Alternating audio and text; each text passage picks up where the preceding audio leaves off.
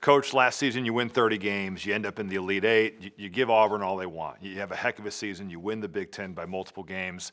Looking back, what do you appreciate about maybe the way that team played and the way that team came together? Well, I think it's like teams you've been on before, where there was no egos, there was no problems. This day and age with the NIL and everything in locker rooms, unbalanced. We had a real balanced locker room. We played 10 guys, we wore people down. We kind of went back to, we still got to defend and rebound, but we added one dimension. We shot a lot more and a lot better from the free throw line, and that won us some games. So a little bit of the old, a little bit of the new, and it was a fun team to be around, a fun team to coach because they got along. Yeah, you're in your 31st season as the head coach at Michigan State, which is an incredible accomplishment number. Just looking at that, it's truly amazing. You've been open about not liking the direction of a lot of college basketball. So with that being said, what keeps you coming back to keep doing this? Stupidity. No. I don't know. I mean, I have been open. I'm in agreement with players making money. I just think there's got to be some kind of cap. I don't agree with the transfer portal. I just think we're just giving people a chance to do what they want, when they want, where they want. It's not real. And the two combined have created some problems. And some of my good friends have hung it up, both in football and basketball, because of it. And I really do think I'm too stubborn, but I just figure I had to find a different way. And one of the ways I found was quit worrying about all that and just kind of worry about your team, get lost in your own team. I've been brought up by Judd Heathcote, Gene Cady, Bobby Knights, Clem Haskins of the world. That's when I started. And those guys almost cared more about the game than they did their own team. And now it's changed a little bit, and I'm trying to adjust to that a little. And I think I have a little bit, but I'm still a relationship-based program in a transaction-based society right now. What's your favorite part of building a college basketball team? Over the course of, you have the summer, you have certainly the fall of building to the season, you have the season. What's your favorite part about forming a college basketball? Watching guys get better, watching guys, so many players, we're one of those programs. We're not Duke or Kansas or Kentucky that are getting 5 top 10 players. So it's more developmental. And but that's almost more enjoyable at times, I think. And I really enjoyed seeing some guys that had no chance to be pros become pros, sure. No chance to be champions become champions, and yet it has its frustrating moments. But I do enjoy the journey, and that's what I think. They're convincing people there's a process and a journey, and those things are going to help you later on in life. I enjoy them. Jeremy Fears got you back running last year. You guys played with some tempo. You got fast break points. He wasn't healthy last offseason because of what he went through, but this year he did have a healthy offseason. How have you seen him maybe grow here? He's improved his shooting. He's improved his athleticism. I don't think he realized how much that injury held him back. And as you know, you've been injured before. You miss a whole summer, boy. It's hard to get. Players get better in the summer, teams in the winter. If you don't get better in the summer, it's hard. So he's been healthier than the day is long, and he's improving. With Cohen on a wing now, we got some speed. We've got a couple of guards that we think can get up and down, but our bigs have some experience. Cooper and Kohler have been there a long time, and we got a redshirt freshman that we think McCullough is going to be pretty good. And then we've got a couple of freshmen, which I don't know if that's legal to have freshmen play anymore, but we have a couple of freshmen that I think are really going to help us. Did it surprise you at all about the leap that Jackson Kohler took last season, and what's maybe the next step for his continued growth? It did a little bit, but he's a guy, I say there's 3 versions of the game. You like it, you love it, or you live it. He lives it. I mean, he's in there morning, noon, and night. He works on his game. He's improved, and he's got a high motor. I've had great players that don't have high motors, and there's a ceiling.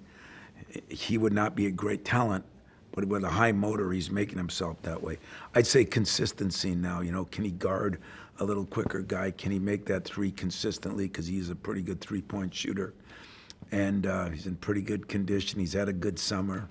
So I'm hoping that him and Cooper together are a good high-low action team together, and we could get something out of him. You've coached some incredible athletes like Jason Richardson, Shannon Brown. Like, you could name a lot more guys, but where does Cohen fall on the spectrum? I mean, he is incredible. You know, athletic. Shannon was smaller, of course, 6'2", but could get up and built.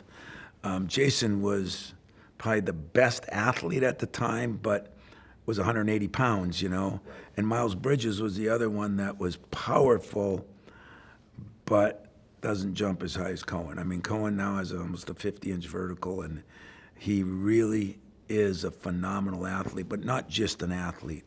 But we've got to make that work to his advantage now. He's better at putting the ball on the floor. Something like the Shannon kid at Illinois, you know, he's got to take that next step. Shannon became a much better shooter, but he was just electric with the ball. And we're trying to get Cohen more in that. He's gained a little weight, good weight, and he was already strong enough. So, I mean, he's 6'6", 230, and he can do some things now. Shot is getting better. Not there yet, but getting better. Free throw shot is getting a lot better. So he's made improvements. Great kid. He's just got to take one more step, and that would be consistent shooting. How challenging is it, especially in today's era with the portal, when you have depth like you do in the front court, to kind of keep everybody in the mix? And happy? That's hard. Yeah. I tell you, Robbie, that's what's hardest now. I mean, parents get upset, agents get upset, but winning cures a little bit of that.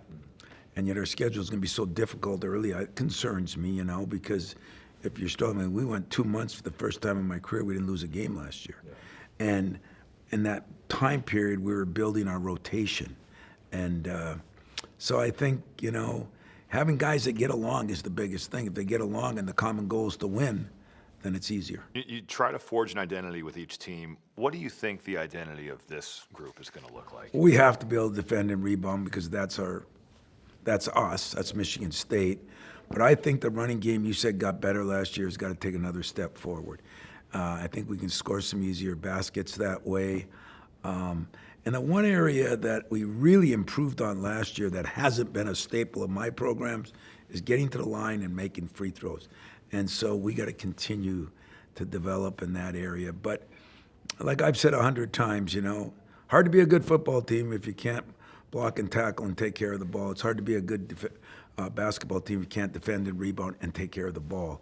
And we have to be able to do those staples. Where do you see Jeremy? You've had some great point guards at pushing it. Obviously, Mateen, you know, you look at Kalen Lucas, you look at Cassius Winston. Can he be that type of guy that starts the break for you guys? He really can. And I think he's a little bit more like Mateen, meaning not a great shooter yet, but strong, tough. I feel bad because his injury, I think he thought, I'm back when he started practicing. Nobody knows, because I know what you've been through it better than you, you know. You got to get back physically, then you got to get back mentally, and then you got to get back putting the two together. And I don't think he was ever at full go last year. And I said that towards the end of the year, he was getting better at it. But this year, I think he's going to be able to do that in better shape, better condition, better athlete, and better shooter. And hopefully we can put all those things together, because he's had a lot of assists in the games that scrimmages we've been having, and that's what he needs to do. Purdue's Braden Smith is a very complete player. He's done stuff statistically that only Magic Johnson has done in college. We asked if it's a fair comparison. He's Magic Johnson. Yeah, you know, it's a fair comparison the way I'll answer it. You know, there is no Magic Johnson. But I think what that means to me would be he's a guy that can control the team in different ways. He can make the great assists. You know, Irvin wasn't a great shooter. I didn't coach him, but he wasn't a great shooter. But he made everybody around him better. I think Brandon makes other people around him better, and yet he can shoot the ball. And he has a tenacity, a toughness to him. I mean, there's a reason he's a Player of the Year candidate. It's deserving. And Magic Johnson, probably not, because Michael Jordan, probably not. But one of the best players in our league in many years, definitely so.